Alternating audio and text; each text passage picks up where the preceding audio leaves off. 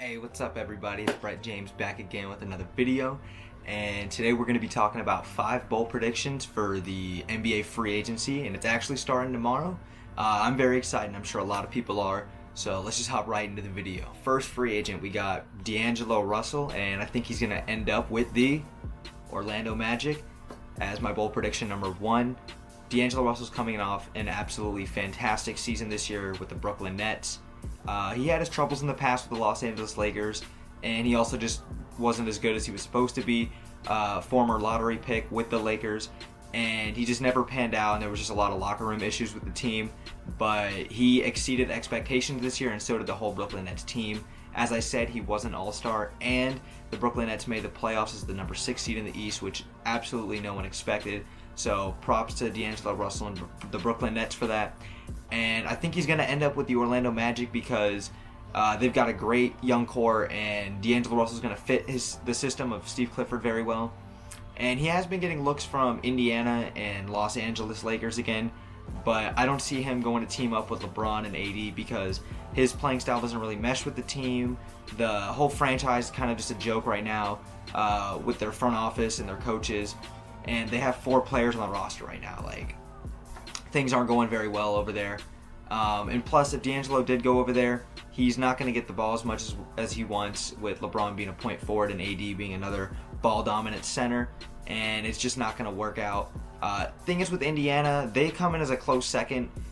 Victor Oladipo will be coming off an injury, and they've got good pieces. Bogdanovic, Sabonis, and Miles Turner are all good pieces, but the Indiana Pacers just really aren't going to be a great team in the East. I do think the Magic have that potential in the East, especially if they do get DeAngelo Russell.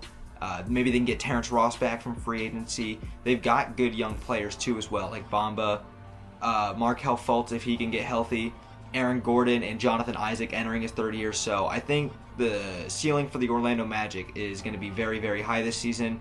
I expect big things from them, and especially if they get DeAngelo Russell with Steve Clifford's system.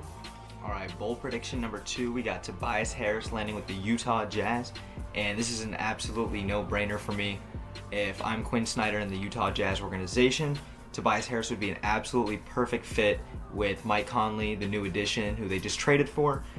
Donovan Mitchell, Gobert, and Tobias can play the stretch 4. That would be an absolutely insane lineup, and it would probably be the best lineup in the Western Conference if healthy and they play to their potential. The problem is with Philadelphia, Brett Brown's system doesn't fit Tobias Harris' playing style as much because he is a stretch 4, but he is a perennial all-star, and he doesn't fit very well with Ben Simmons, Embiid, and Jimmy Butler, who are all pretty ball-dominant players, and the system just doesn't fit him as well. Playing in Utah, the way Quinn Snyder runs his sets, he's going to fit in very well with the Utah Jazz organization. Plus, he's already been getting eyed from Utah for a couple of months now, and I think it's just an absolutely great fit. So, alright, bold prediction number 3, we got Kemba Walker landing to the Dallas Mavericks, and this is probably the boldest prediction I have just because Dallas is not a very big destination for any free agent.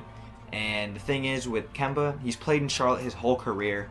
He was drafted back in 2011, and he's probably the greatest Hornet to ever put on a jersey. The reason I see him landing with Dallas is because of the potential with Kristaps Porzingis and Luka Doncic. Luka Doncic won Rookie of the Year just last year. Congratulations to him.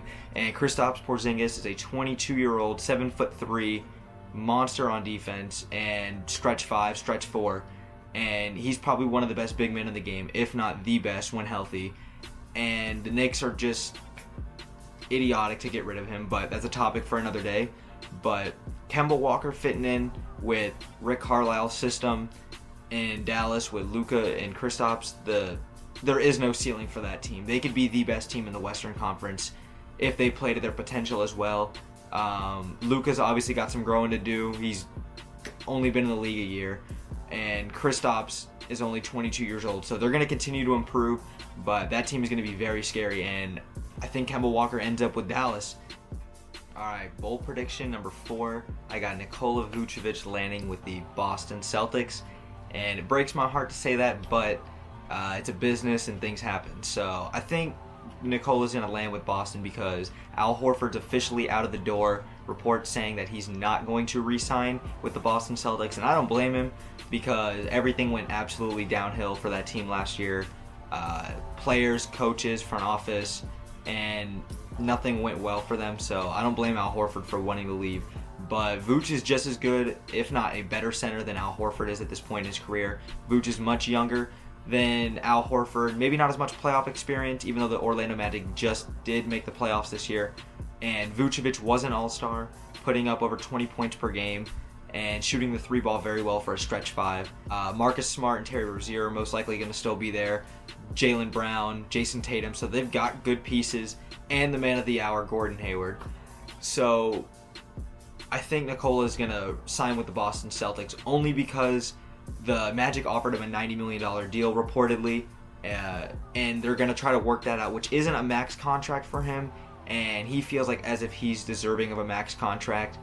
Aaron Gordon, who's also on the Orlando Magic, is getting paid $84 million on a 4-year deal, and that's a $6 million difference when one player's an all-star and the other isn't. So Nikola, unless he gets his max money, he's probably not going to re-sign with the Orlando Magic. And I don't blame him at all, unless he wants to continue to take a pay cut and stick with the team because he has played in Orlando his whole career. But I think Boston's the better market for him to get his name out there, get more recognition, and he's going to be in a great system with a great coach still. But I think Nikola lands with the Boston Celtics. Alrighty, my fifth and last bold prediction for free agency starting tomorrow is DeMarcus Cousins landing with the sorry New York Knicks.